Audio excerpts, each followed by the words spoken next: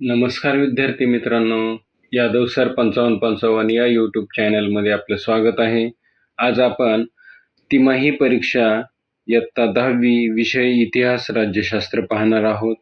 प्रश्न पहिला आहे, दिलेल्या पर्यायापैकी योग्य पर्याय निवडून विधाने पूर्ण करा. पहिला आहे, आर्किओलॉजी ऑफ नॉलेज हा ग्रंथ डॅश डॅश याने लिहिला. त्याचं उत्तर आहे मायकेल फुको.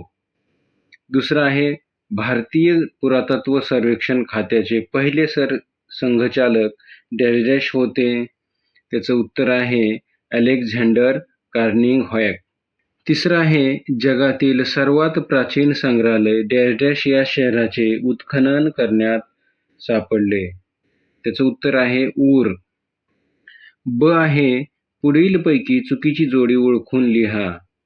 यामध्ये 4 जोड्या दिलेल्या आहेत. त्यामध्ये तिसरी जोडी चुकीची आहे. The Indian war of independence 1857 मार्क्सवादी इतिहास. दुसरं आहे, चुकीची जोडी 4 दिलेले पर्याय आहे. त्यामध्ये चुकीची जोडी आहे रमण पश्चिम बंगाल मधील नृत्य. प्रश्न दुसरा, टिपा लिहा. कोणतीही एक लिहायची आहे. आपण पाहूयात. Karl Marx. कार्ल मार्क्स हा जर्मन विचारवंत 19व्या शतकात होऊन गेला. दुसरा, त्याने दास कॅपिटल हा प्रसिद्ध ग्रंथ लिहिला. या ग्रंथात त्याने मांडलेल्या वर्ग संघर्षाचा सिद्धांत महत्त्वपूर्ण मानला जातो. 3, मानवी इतिहास हा वर्ग संघर्षाचा इतिहास आहे असे त्याने म्हटले आहे. 4, इतिहास हा अमूर्त कल्पनेचा नसून जिवंत माणसाचा असतो असे मत होते. त्याच्या विचारसरणीवर आधारित अशी साम्यवादी शासन व्यवस्था जगात प्रथम रशियात अस्तित्वात आली. अभिलेखागार. ऐतिहासिक दस्तावेज ज्या ठिकाणी जतन करून ठेवले जातात किंवा ठेवलेले असतात त्या ठिकाणास अभिलेखागार असे म्हणतात. अभिलेखागारामध्ये महत्त्वाच्या जुनी कागदपत्रे, दप्तरे, जुने चित्रपट, जागतिक कराराचे ऐवज इत्यादी जतन करून ठेवले जाते. 3, अभिलेखागारामुळे कागदपत्राचे संदर्भ मिळतात. तत्कालीन ऐतिहासिक घटनांचा अभ्यास करता येतो. तत्कालीन भाषालिपी याचा शोध घेता येतो. कालगणना करता येते. तत्कालीन भाषालिपी याचा शोध घेता येतो. ऐतिहासिक वारसा पुढील पिढ्यांना हस्तांतरित करता येतो. 4, भारताचे दिल्ली येथील राष्ट्रीय अभिलेखागार हे आशिया खंडातील सर्वात मोठे अभिलेखागार आहे. प्रश्न तिसरा, पुढील विधाने सकारण स्पष्ट करा. कोणतेही 2. पहिलं, तंत्रज्ञानाचा इतिहास अभ्यासावा लागतो. लाखो वर्षाच्या वाटचालीत मानव प्रगतीच्या प्रत्येक टप्प्यात नवनवीन कौशल्य अवगत करीत गेला. 2, दगडापासून हत्यारे तयार करणे, शेतीचे तंत्र अशी वाटचाल करीत तो विज्ञान युगात आला. 3, कृषी उत्पादने, वस्तूची उत्पादने, स्थापत्य, अभियांत्रिकी इत्यादी बदल होत गेले. यांत्रिकीकरणामुळे उत्पादन वाढले. ही सर्व प्रगती समजून घेण्यासाठी आपल्या तंत्रज्ञानाचा इतिहास अभ्यासावा लागतो. नंतर दुसरा आहे बखर. बखर म्हणजे काय? तर हा ऐतिहासिक साहित्यातील एक महत्त्वाचा प्रकार आहे.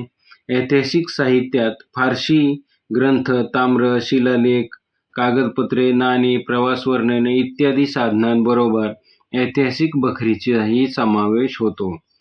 2, बखरीत शूर योद्ध्यांचे गुणगान असते. ऐतिहासिक घडामोडी आणि युद्धाची वर्णने असतात. तसेच थोर पुरुषांची चरित्रे आणि त्या काळातील नगरांची वर्णने असतात.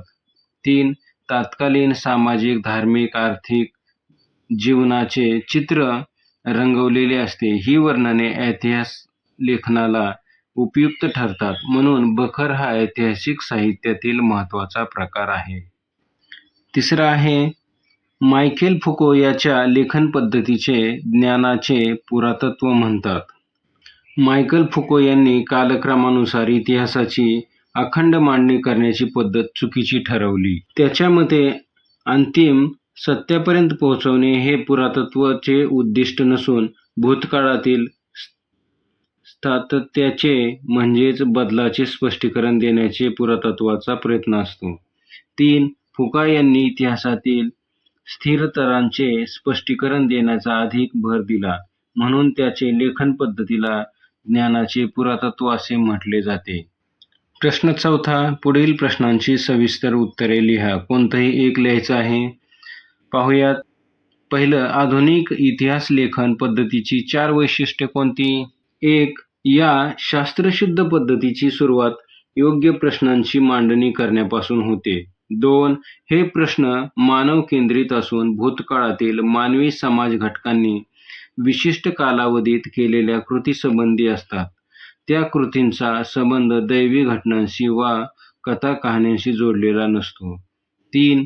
या प्रश्नांच्या उत्तरांना इतिहासातील विश्वासार्हता पुराव्याचा आधार असल्याचे त्यांनी मांडले आहे. तर्कसंगत असते. 4. मानवाने केलेल्या भूतकाळीन कृतीच्या आधारे व इतिहासात नानाव जातीच्या वाटचालींचा वेध घेतला जातो. दुसरं आहे, मार्क्सवादी इतिहास लेखन म्हणजे काय? 1. मार्क्सवादात वर्गसंघर्षावर भर दिलेला आहे. मार्क्सच्या विचारावर आधारित जे इतिहास लेखन केले गेलेले आहे त्याला मार्क्सवादी इतिहास लेखन असे म्हणतात. मार्क्सवादी इतिहास लेखनात आर्थिक व्यवस्थेतील उत्पादनाची साधने, पद्धती आणि उत्पादनाच्या प्रक्रियेतील मानव संबंध याचा प्रामुख्याने विचार केलेला आहे. 3. प्रत्येक सामाजिक घटनांचा सर्वसामान्य लोकांवर काय परिणाम होतो याचे विश्लेषण करणे हे मार्क्सवादी इतिहास लेखनाचे मुख्य सूत्र आहे. 4. मार्क्सवादी इतिहास लेखनाने जाती व्यवस्थेवर होते गेलेल्या बदलांचा अभ्यास केला आहे. भारतात या पद्धतीचा अवलंब कोसंबी, डांगे, शरद पाटील इत्यादी इतिहास लेखनात प्रभावीपणे केलेला दिसून येतो. प्रश्न 5. दिलेल्या पर्यायापैकी योग्य पर्याय निवडून विधाने पुन्हा लिहा. 1. लोकशाहीचा गाभा म्हणजे डॅश डॅश होय. त्याचं उत्तर आहे सत्तेचे विकेंद्रीकरण. दुसरं आहे, निवडणूक आयुक्ताची नेमणूक डॅश डॅश करतात. त्याचं उत्तर आहे राष्ट्रपती. प्रश्न 6. पुढील विधाने चूक की बरोबर ते सहकारण करा. पहिलं आहे, माहितीच्या अधिकारामुळे शासनाच्या कारभारातील गोपनीयता वाढली. त्याचं उत्तर आहे चूक.